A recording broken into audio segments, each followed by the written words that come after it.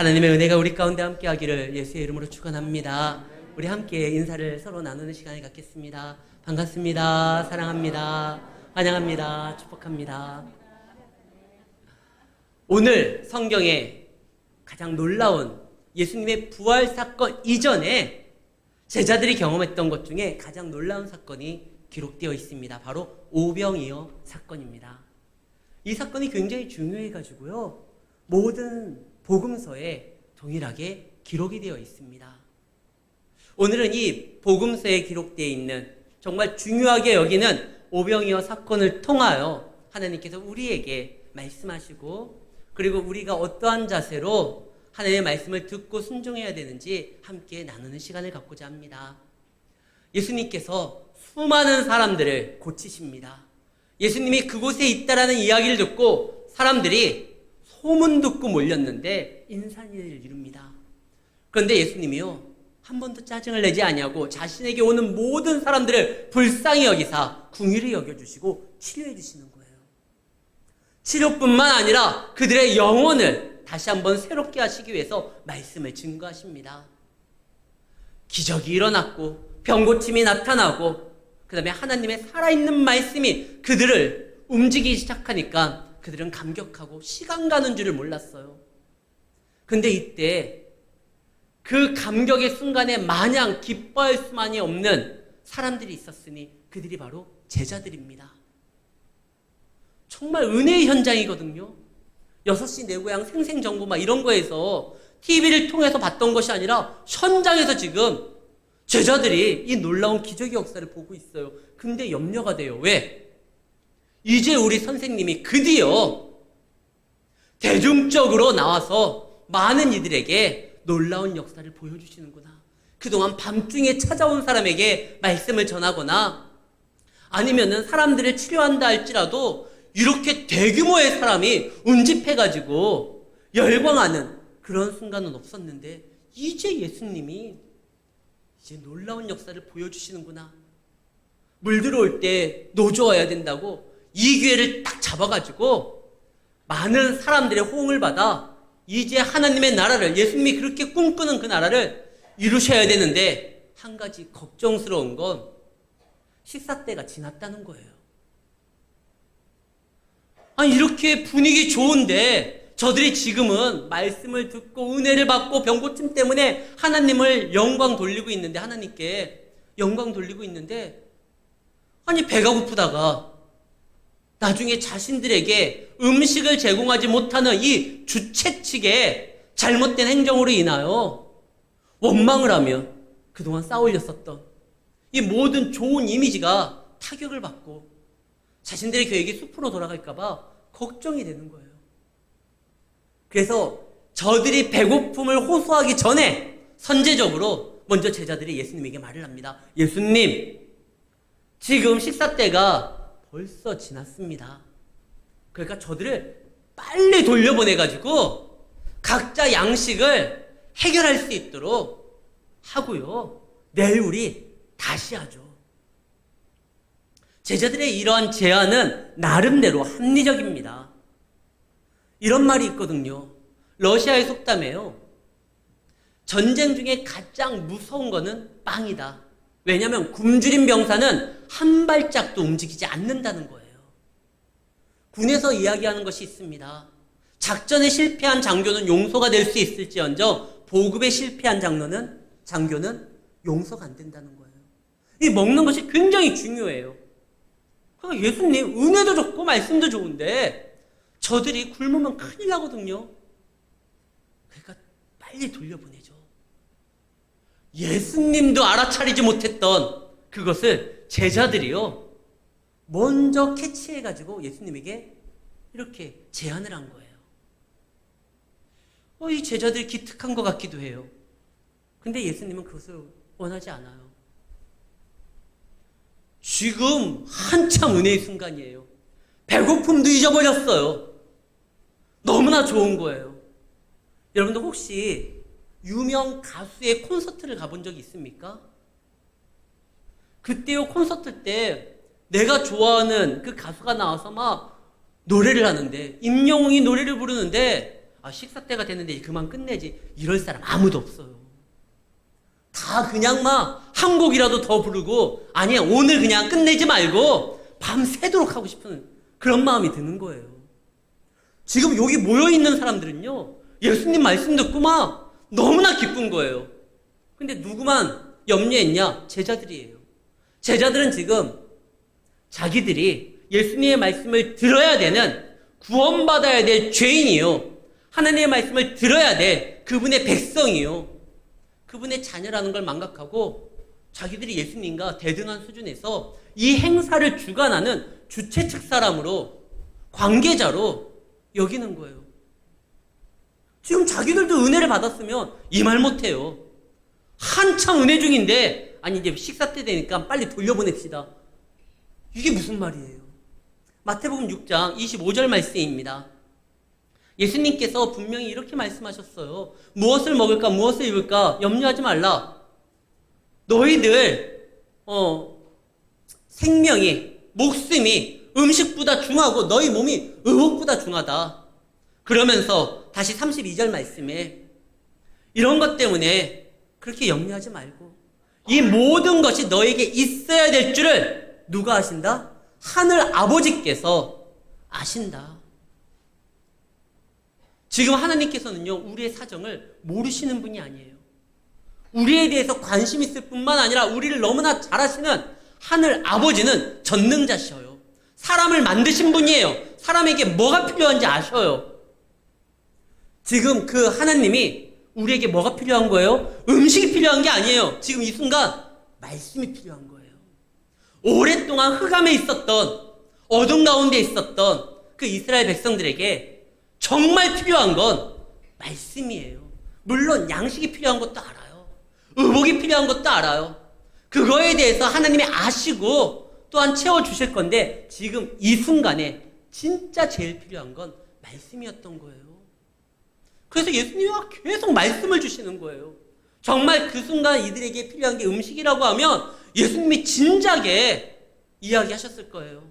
밥차를 부르던 배달을 시키던 제자들에게 미리 얘기를 했을 거예요. 근데 정말 그들에게 정말 필요한 건 말씀이었어요. 그들이 그 말씀에 막 샥 집중하고 있어요. 근데 제자들은 자신들의 위치를 망각한 거예요. 자기들도 말씀을 들어야 될 입장인데 자기들이 이것을 관리하는 그런 주최 측이다 생각하니까 예수님 빨리 보내시고 그 다음에 또 다음날 우리 이것을 이어가도록 하죠.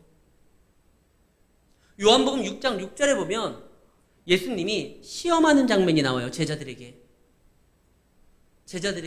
너희가 저들에게 음식을 나눠줘야 되겠다. 근데요, 왜 시험을 보죠?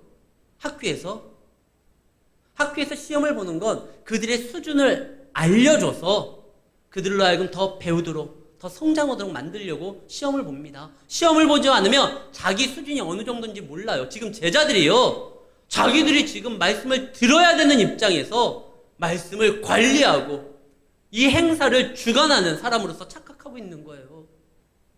그래서 예수님께서 시험하면서 물어봅니다.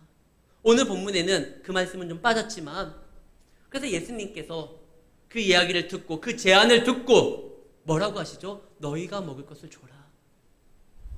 우리가 먹을 것이 어디 있어요? 우리도 없는데.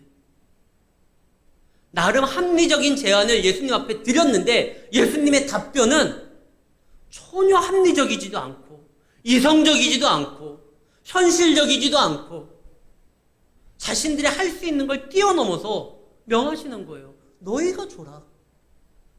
그런데요, 하나님께서 우리에게 우리가 생각하고 우리가 계산하고 우리가 판단하기에 도저히 이루어질 것 같지 않은 일을 명령하신다고 하면 그거는 기대할 때예요. 분명히 우리는 알지 못하지만 하나님의 준비하심이 있고 예비된 은혜와 기적이 있다는 거예요.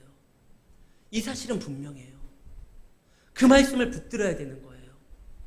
제가 지난주에 교회갱신 협의회 영성 수련회를 다녀왔습니다. 거기에서 전에 같이 사역했었던 교회 그 목사님을 만났어요. 그 목사님과 제가 항상 같이 다녔거든요. 식사할 때도 그러고.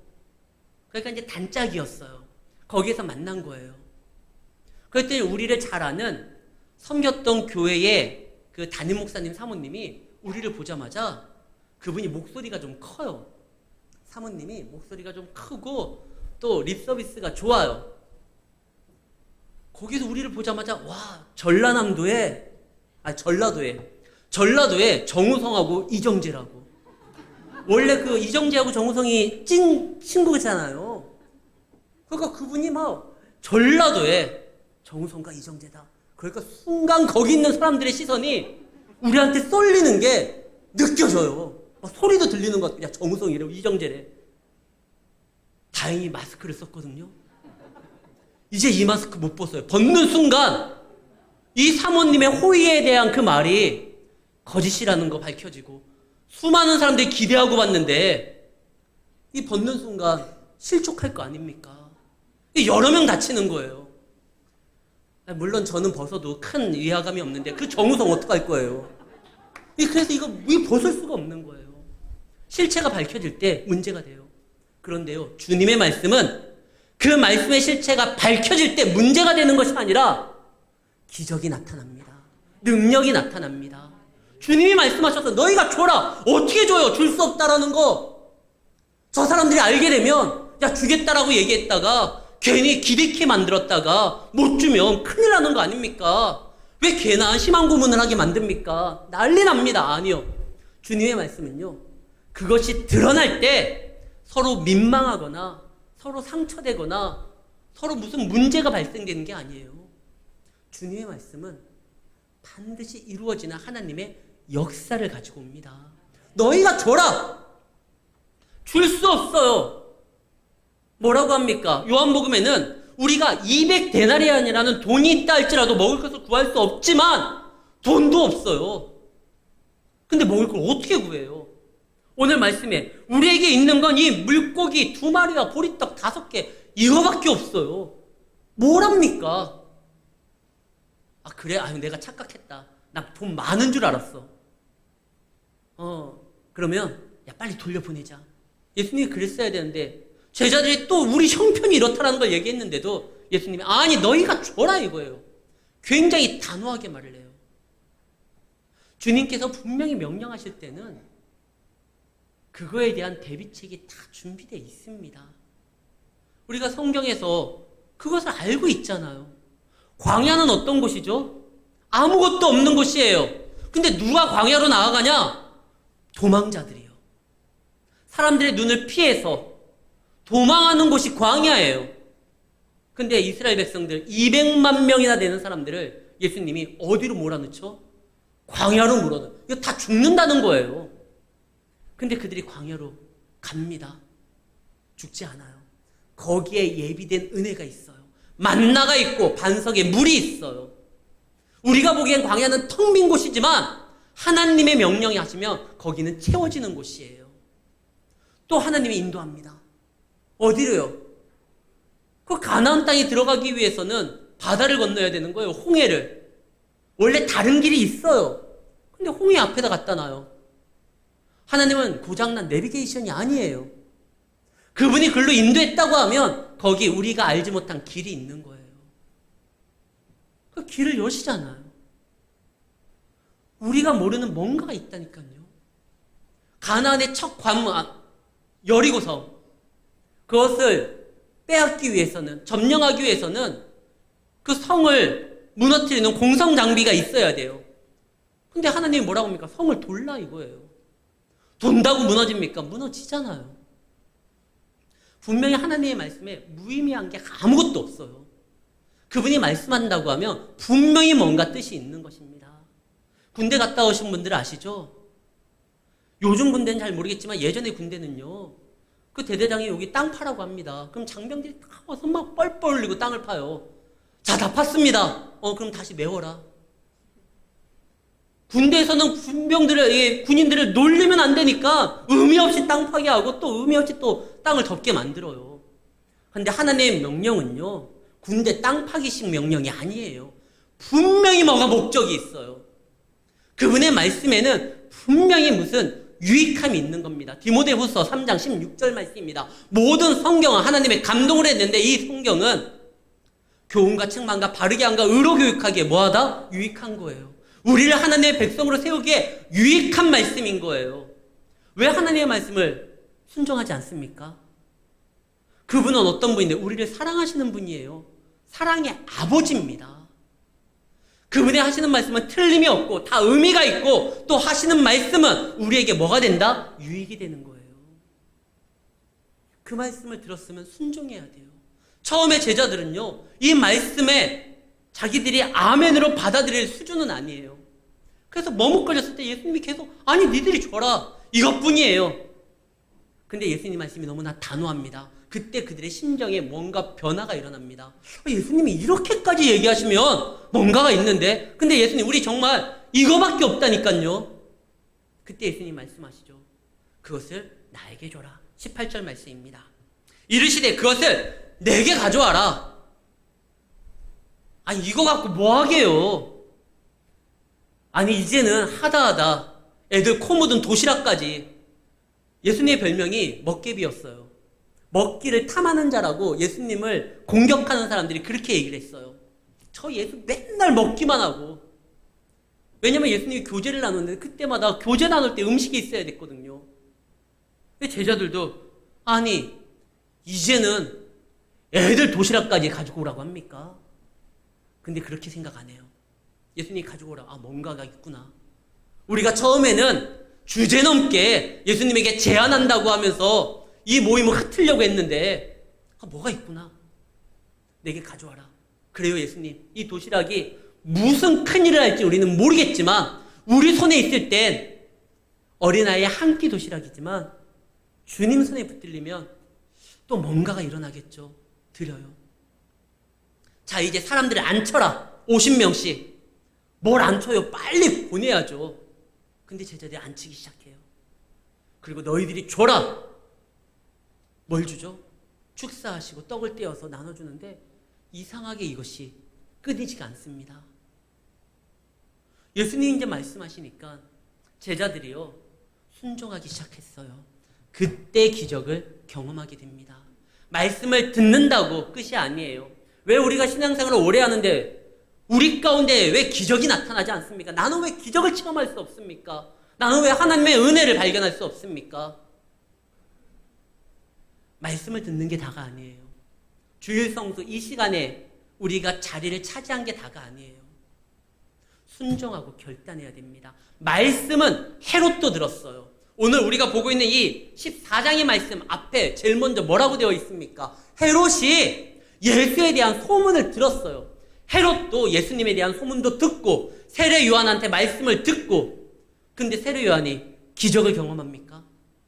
하나님의 은혜를 경험합니까? 아니요. 들었어요. 이게 좋은 말씀이라고 인정도 했어요. 달게 받았다고도 되어 있어요. 그러나 그는 그 말씀에 순종하지를 않아요. 그 말씀이 진짜 하나님의 말씀으로 내가 붙들어야 될 말씀이라고 한다고 하면 그 헤로디아를 자기 동생의 와이프를 돌려보내야 돼요. 회개해야 돼요. 결단해야 돼요. 근데 그는 그러지 않아요. 결단하고 순종하지 않으니까 그 기적이 자기의 것이 되지 않습니다. 처음에 제자들도 믿지를 못했어요. 아니 그거는 말도 안 되는 소리라고. 그러나 그들이 순종하기 시작합니다. 내게 가져오라. 앉혀라. 너희들이 전해줘라. 하니까 기적이 나타납니다. 사랑하는 성도 여러분, 우리는 움직여야 돼요. 주의 말씀은 우리 귀를 즐겁게 하는 말씀이 아니라 우리의 삶을 변화시키는 말씀입니다. 이 말씀을 붙들어야 되는 거예요. 될까? 돼요. 하나님의 말씀이 안 되는 게 어디 있어요. 그 말씀을 끝까지 붙들지 못하니까 문제죠. 예수님 앞에 지금 이 어린아이가 도시락을 갖다 바칩니다. 만약에 어른들이면 예수님 앞에 도시락 안 줬을 거예요. 아, 어떻게 이걸 줘? 저분이 우리를 위하여 생명의 말씀을 전하고 병자들도 땀 뻘뻘 흘리면서 하나하나 다 안수하면서 치료해 주는데 아, 요거 주기에는 좀 송구한데 적어도 유명 초밥집에서 도시락을 갖다 주면 모를까. 아, 요거? 우리 같았으면 안 줬을 거예요. 근데 애들은요, 줘요. 애들은 자기 수준에 이게 정말 좋은 거라 생각하니까 자기가 좋으면 저분도 좋겠지 하고 줘요. 근데 그 아이의 믿음이 어떻게 됐죠? 놀라운 기적을 만듭니다. 지금 애들 사이에 선풍적인 인기를 끌고 있는 포켓몬스터라는 그 빵이 있어요. 저도 제 딸이 그것 좀 사야 된다고 해서 줄 서서 사기도 했어요. 근데 이번에 그 여름성경학교 마지막 폐예배를 제가 말씀을 전했거든요. 이제 전한 다음에 이제 광고 시간에 제가 앉아 있는데 어떤 아이가 포켓몬 빵을 목사님 이거 드실래요? 하고 주더라고요. 근데 사실 저한테 그렇게 필요한 게 아니거든요. 근데 애 딴에는 좋은 걸 준다고 그걸 주는 거예요. 어른들이 보기엔 야 그거 야 부끄러운 거야. 줄 필요 없어. 오히려 그거는 예수님 안 좋아해. 아니요. 예수님은 우리를 민망하게 만드는 분이 아닙니다. 우리가 드리는 거 그거 굉장히 귀하게 사용하실 뿐만 아니라 하나님이 우리가 드리는 그 모든 것들을 허투루 사용하실 분이 아니에요. 더 놀랍게 사용하시고 풍성하게 사용합니다. 우리가 주님께 드리는 우리의 믿음, 우리의 신앙, 우리의 열정, 우리의 시간, 우리의 생명, 우리의 재물 하나님은요 굉장히 중요하게 봐요. 그리고 그것을 통해서 놀랍게 역사하십니다. 물론 사람이 그 안에 들어가 가지고 횡령을 하거나 뭐 잘못 유용하는 경우도 있어요. 예수님의 제자들 중에서도 예수님의 동계를 가지고 있었던 사람이 누구죠? 유다였어요. 근데 성경에서 말하기는 그는 도둑이라.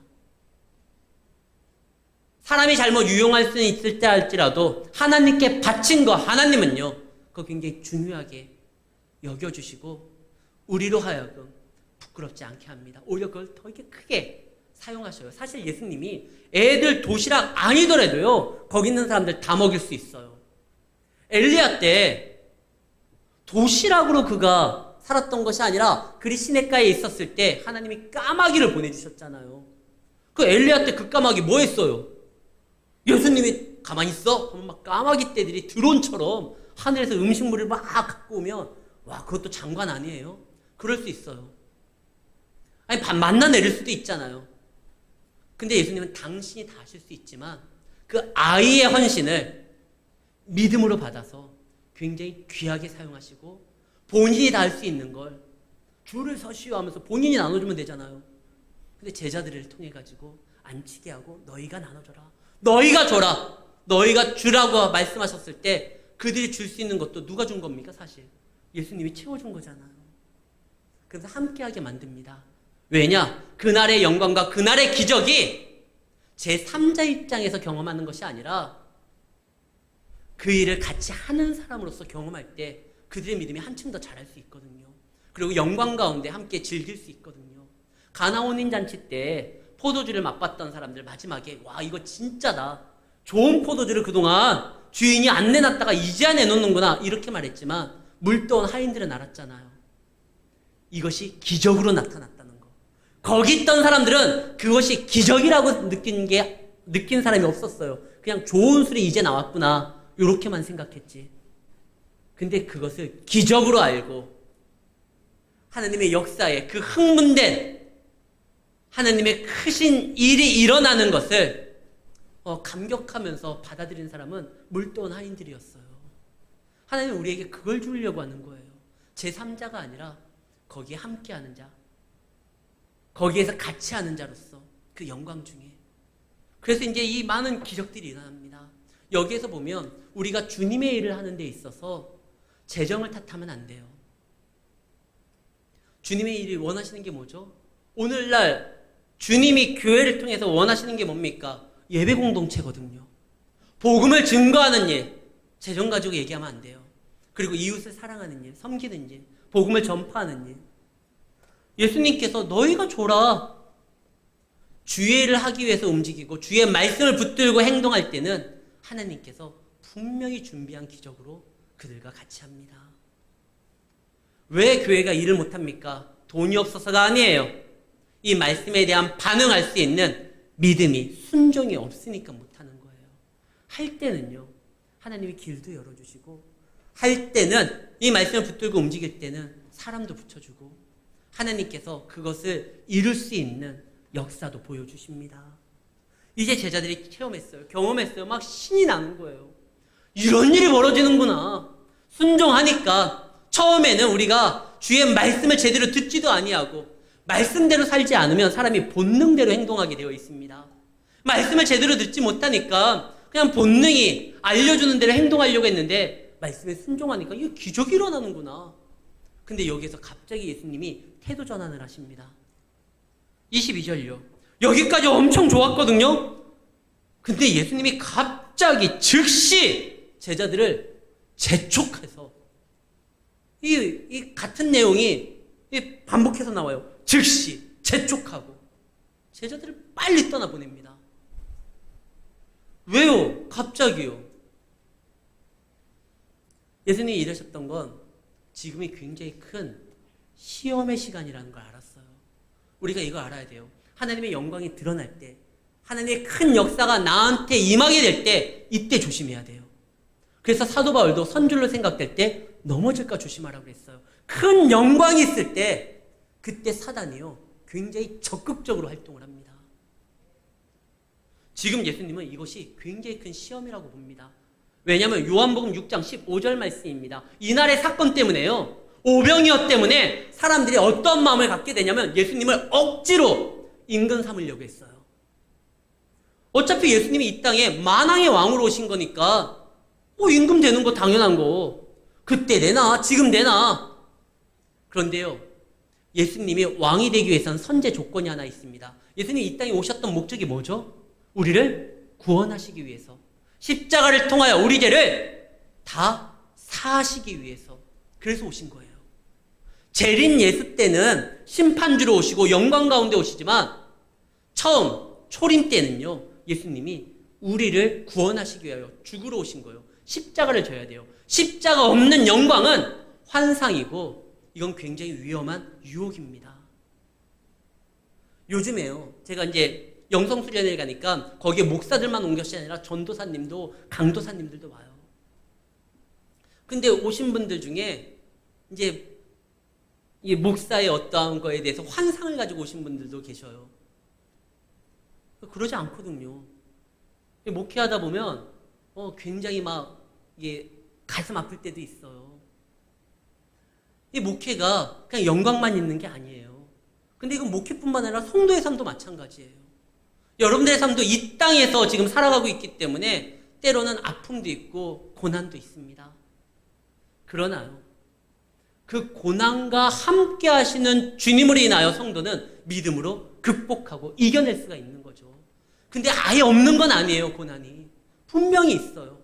근데 지금 백성들이 임금을 삼으려고 해요. 그러지 않아도 제자들이 어떤 제자들입니까? 예수님이 왕으로 등극하면 그 옆자리에 내각에 누가 먼저 들어가느냐, 그것 때문에 다퉜던 사람들이었거든요. 근데 백성들이 임금 삼으려고 하면 제자들 신났죠. 기적도 일어났지, 백성들이 힘을 모으지. 왜 예수님이 임금이 되면 자기들은요, 갑자기 어부에서 예수님 따라다니다가 장관이 되는 거예요. 그런데 고난 없는 영광은, 십자가 없는 구원은 다 거짓입니다. 그래서 예수님이 이거 큰일 난다. 이러다가 예수님은 시험을 이길 수 있는 믿음이 있잖아요. 사단도 똑같은 질문을 해요. 고난당할 필요 없어. 나에게 절만하면 세상 다 줄게. 너 그냥 왕 돼. 십자가 질 필요 없어. 너 예수잖아. 너 알잖아. 십자가를 지기 위해 수많은 모욕과 매질과 조롱과 그거 어떻게 감당하려고? 나한테 절만하면 바로 그냥 십자가 없이 왕 돼. 이게 사단의 유혹이에요. 이 예수님은 근데 그것을 말씀으로 물리쳤어요. 그러나 제자들은 아직 아니에요. 이 제자들은 아직 그런 믿음이 없어요. 그래서 고린도전서 10장 13절 말씀, 사람이 감당할 시험 밖에는 너희가 당할 것이 없나니 오직 하나님을 미쁘사 감당하지 못할 때는 뭘 줘요? 피할 길을 줘요. 지금 제자들이 감당할 수 없는 시험이에요. 이거 굉장히 무서운 시험이에요. 고난 없이도 영광을 받을 수 있다. 왕이 될 수 있다. 내 제자들이 아직 이 믿음을, 십자가에 놓고 예수님이 기도할 때 잠자고 있었던 그들의 수준으로는 이 유혹을 뿌리칠 수 없는데, 그래서 예수님이 막 재촉해가지고 빨리 가라고. 하나님의 준비된 은혜는요, 그 은혜를 주시는 분을 바라봄으로 인하여, 그분이 명하시는 것을 쫓아감으로 인하여 계속 경험할 수 있는데 지금 은혜를 받았지만 그 자리에 있는 현장에 있었던 백성들도 예수님의 제자들도 이것을 주신 하나님의 은혜를 주신 하나님을 바라보기보다 자신들이 갖게 된 경험하게 된 이것을 현실의 삶으로서 끌어들여 가지고 세속화시켜요. 그들이 왜 예수님 임금 삼으려고 했죠? 적어도 예수님을 임금 삼으면 먹고 사는 문제는 해결되겠구나. 그분이 떡 줄 테니까. 도시락 하나만 갖다 주면 무한정 찍어낼 테니까. 지금 말씀이 필요한 사람들에게 지금 말씀을 전하고 있는데 그들은 말씀보다 떡을 더 원했던 거예요. 이거는 아니지. 그들은 받은 은혜를 기적으로서 이어가지 못하고 세상적인 것으로 바꿔가지고 그날의 모임이 이어질 수 있는데 흩어지게 됩니다. 성경에 보면 하나님의 영광을 놀랍게 받았던 한 왕이 나오는데 그가 바로 솔로몬입니다. 솔로몬의 영광 하나님이 주신 거예요. 그러나 그 영광을 솔로몬이 세속적인 것으로서 바꿉니다. 그랬을 때 예수님의 평가가 뭐죠? 아궁 속에 던질 풀보다도 못하게 된 거예요. 솔로몬은 그 영광을 계속적으로 이어갈 수 있었어요. 근데 그거를 못했어요. 세상 것으로서 바꿔버린 거예요. 사랑하는 성도 여러분, 준비된 영광을 받으시기를 원하십니까? 순종하십시오. 그래서 그것을 이어가기를 원하십니까? 주신 분을 붙드시기를 바랍니다. 그렇다고 하면 이어갈 수가 있는 거예요. 그래서 예수님이 빨리 쫓아냅니다. 그랬더니만 쫓아졌던 그곳을 호랑이 피했더니 사자를 만난다고요. 그 유혹을 피했더니만 뭐를 만나게 돼요? 풍랑을 만나게 돼요. 예수님이 피하라고 하는 곳에 왜 하필이면 산속이라고 안 하고 바다로 피하게 만들어가지고 풍랑이 일게 만들었느냐? 걱정하지 마세요. 주님이 보내시는 곳은 사지가 아닙니다. 주님이 보내신 곳에 풍랑이 있다. 근데 그 주님이 우리와 함께 하신다. 주님의 역사를 볼 수 있는 특별한 기회가 된 것입니다. 이것은 다음 주에 할 거예요. 미리 예고편으로서 보여준 건데 궁금하신 분은 다음 주에 꼭 나오시기를 바랍니다. 말씀을 정리합니다. 주님의 말씀은 허튼 게 아니에요. 틀림없이 이루어지는 역사입니다. 능력입니다. 그리고 그분 앞에 우리가 드리는 거, 드릴 때 그것이 사라지는 것이 아니에요. 더 놀랍게 풍성하게 채워지는 것으로서 다가옵니다. 여러분들이 드리는 시간, 헛된 시간이 아니라 귀한 시간이고 내 인생의 값진 시간으로서 하나님께서 돌려주십니다. 그 사실을 기억하고 주님을 붙들고 나아가 믿음으로 끝까지 승리하시는 성도님들이 되시기를 예수의 이름으로 축원합니다.